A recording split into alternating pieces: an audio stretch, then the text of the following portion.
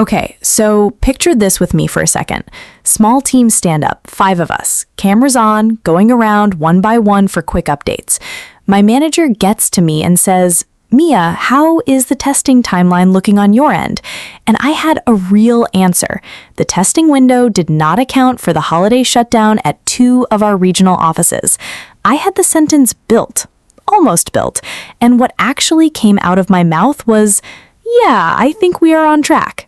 Wait, you had the real answer sitting right there, and what came out was on track?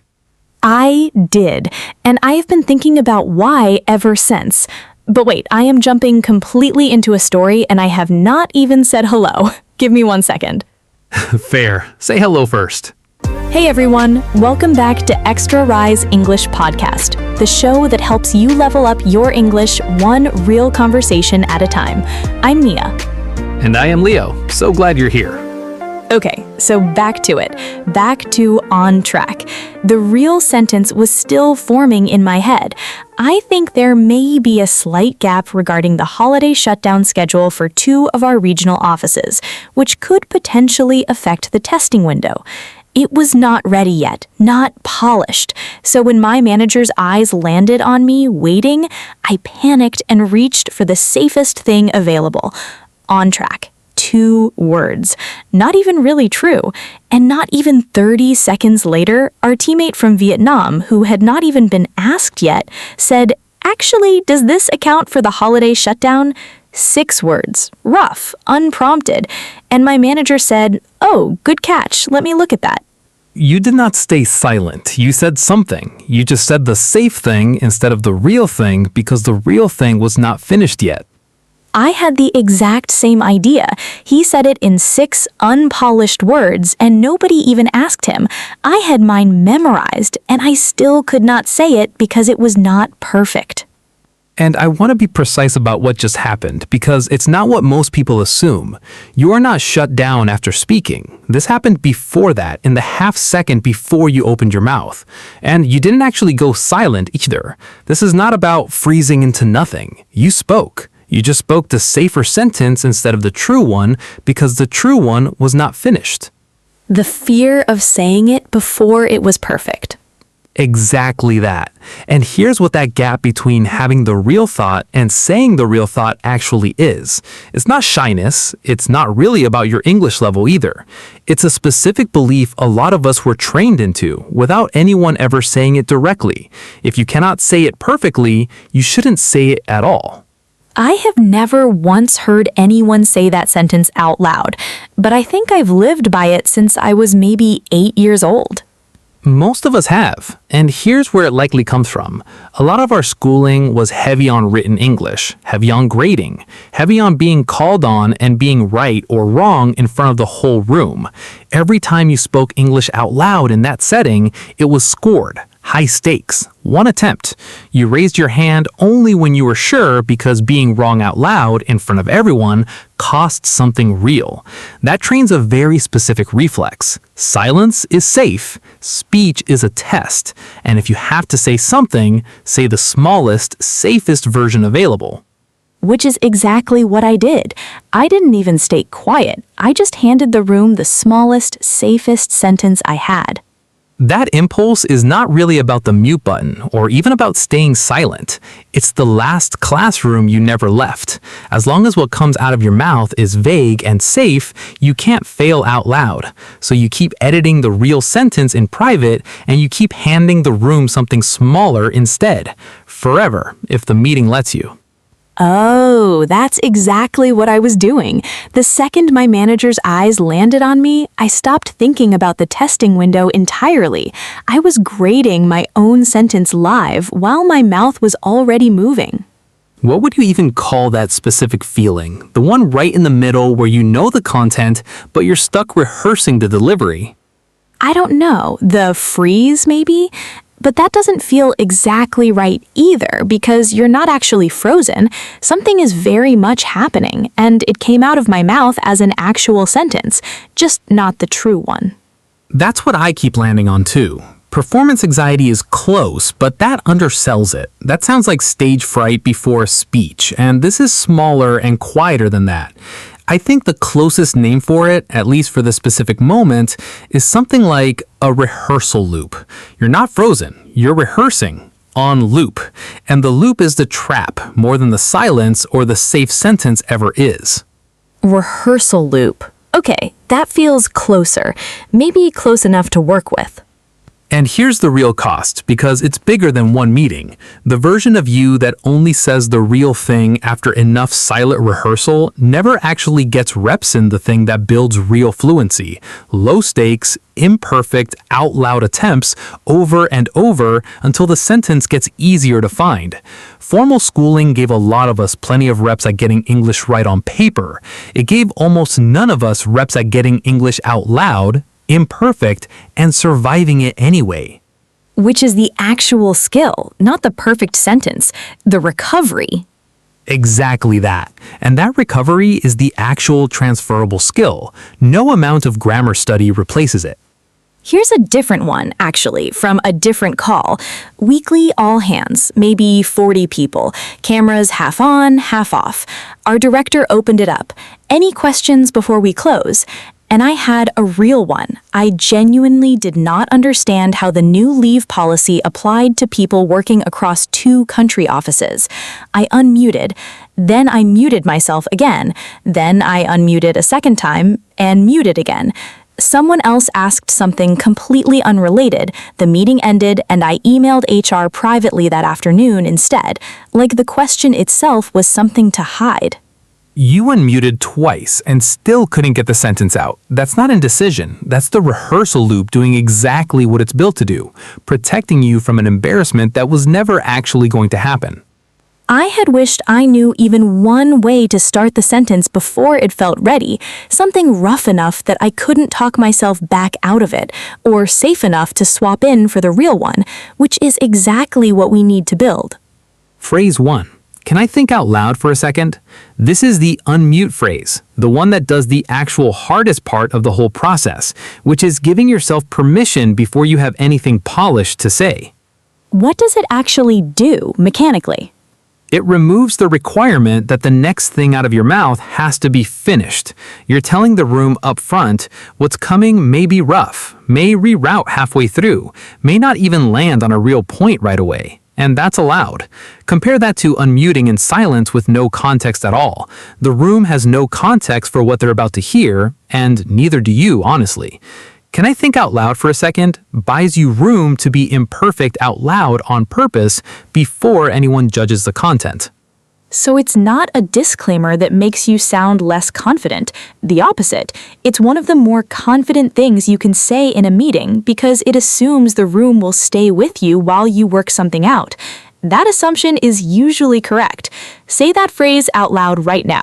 Can I think out loud for a second? Say it like you already expect people to wait for you. Okay, I'm stealing that one first. Phrase 2. Small thing, but this is the stakes lowering phrase. It works on your own brain more than it works on the room. Say more about that. Your brain treats big important point and final unrevisable performance as the same category. So the higher the stakes feel, the harder it becomes to open your mouth at all. Small thing, but deliberately shrinks the stakes on the way in. It tells your own nervous system, this doesn't have to be the perfect contribution. It can just be a small thing. And once you're speaking, you can let the point be as important as it actually is. You just needed a smaller door to walk through first. So you're not lying about how important the point is. You're lying to your own fear briefly to get the sentence started. Small thing, but does this account for the holiday shutdown at 2 of our regional offices? Is not actually a small thing. It might change the whole timeline, but it walked in through a small door, and small doors are much easier to unmute for. Say that phrase out loud right now. Small thing, but, and finish it with whatever concern you've been sitting on in some meeting, real or imagined. Phrase 3. And this one's for a very specific moment. The moment right after someone else has already broken the silence first. Yes, actually, building on that. Exactly that one. Here is the situation it is for. Someone else unmutes first. They say a rougher version of the exact thing you were about to say, and your instinct in that moment is to go quiet again, because it feels like the moment already passed, or like saying anything now is just repeating them. Which is what I did more than once before I knew this phrase existed. And here's what it actually does instead. Yes, actually building on that turns you into the second voice, not the missed voice. You're not repeating them, you're extending them with whatever detail or nuance you had that they did not say. And the second voice into a silence is a much lower stakes place to speak from than the first voice. Someone already absorbed the risk of going first. You get to use that. So it's not a consolation prize for being too slow. It's closer to a strategy. Going first sometimes matters, and phrase 1 and phrase 2 exist so you can do that on purpose sometimes as practice. But going second using this phrase is a completely legitimate way to get your own voice into the room on the days the rehearsal loop wins. If you have ever sat on mute with the exact right sentence already built and just couldn't find the door to walk through it, subscribe to Extra Rise right now. This is exactly the kind of gap we come back to every week. Not for us, for the next call you're already dreading a little. Okay, say that phrase out loud right now. Yes, actually building on that, and finish it as if someone just said a rough version of your idea a few seconds ago. Segment 3. 3 real calls. Leo models the full response. Say it out loud with him. Let's go. Ready? Scenario 1. Small team stand up. 4 of you, going around one by one. Your manager gets to you and asks for your update. You have a small process idea, nothing dramatic, but you're not sure it's worth the room's time. Give yourself permission before the sentence is ready. Can I think out loud for a second? I've been noticing our stand-ups run long because we update on everything, even blockers that already got solved in Slack. What if we only report open blockers here? Say it out loud. Can I think out loud for a second? What if we only report open blockers here? Notice what that opener bottom, "Can I think out loud for a second?" told the room before a single idea landed that would follow it might not be a finished proposal. And because of that framing, the actual idea, cutting stand-up updates down to open blockers only, landed as a suggestion worth considering, not a half-formed thought to be embarrassed about. The permission came first. The idea got to be simple after that. Scenario 2. Cross-country planning call. 5 people, 3 time zones. Your project lead has just asked you directly whether the timeline works on your end. You have a concern, but you're genuinely not sure yet if it actually matters, or if you're missing context the others already have. Lower the stakes and say it anyway. Small thing, but does this account for the holiday shutdown at 2 of our regional offices? I might be missing something, but I didn't see it addressed in the timeline. Say it out loud. Small thing, but does this account for the holiday shutdown? I might be missing something. 2 moves in that response. Small thing, but got him through the door before the fear had time to build a case against speaking at all. And I might be missing something did something quietly generous. It left room for the answer to simply be, yes, we already handled that, without any cost to him. He didn't need to be right, he needed to be in the conversation. And it turned out he was right, but the phrase works exactly the same either way. Scenario 3. Executive review. 15 people.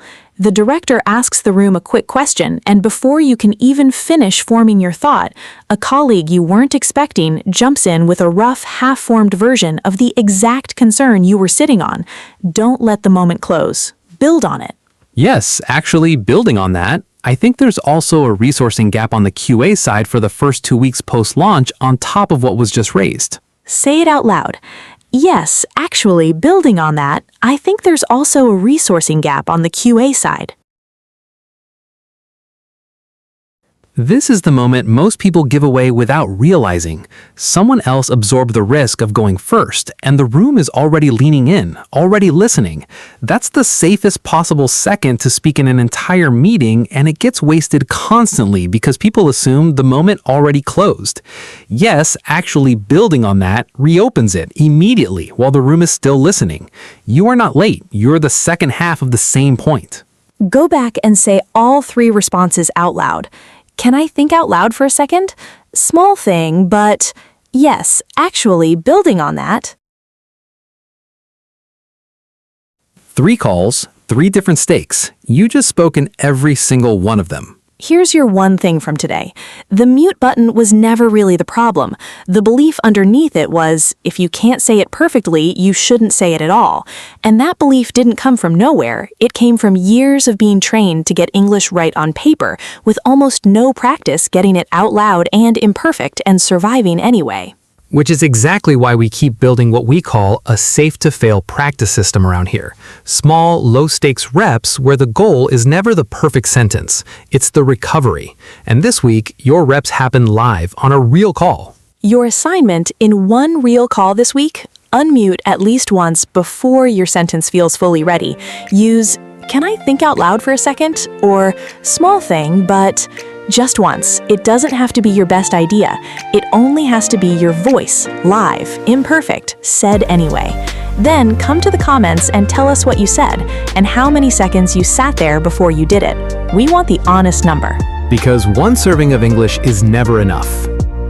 If you know someone who unmutes, then mutes again, then unmutes a third time, and still can't get the sentence out, send them this. Not for us, for them. Right now, somewhere, they're sitting on a call rehearsing a sentence that's already been good enough for the last 10 seconds. Although the mute button isn't the only place this happens. Sometimes you're not muted at all. Camera on, mic open in a real conversation, and someone explains something a little too fast or says a word you don't fully catch, and instead of asking, you just Smile and nod. same fear, different button. Watch that one next.